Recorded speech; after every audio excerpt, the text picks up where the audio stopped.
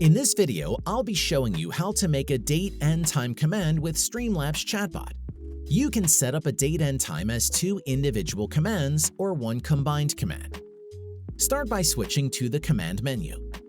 Click the plus icon in the top corner to make a new command. Name the command. I'll be using !time. Select the response box. Type "It is currently," followed by a space. For a date command, put $date. For a time command, put $time. Alternatively, you can put both for the command, separating them with a space. Put a space at the end of the message and type "for" followed by space. Add a $sign and type "my channel" as one word. This will mention the streamer.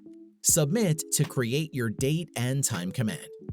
We have included a link in the description for more useful Streamlabs Chatbot commands. Feel free to have a look and copy-paste the responses if you'd like.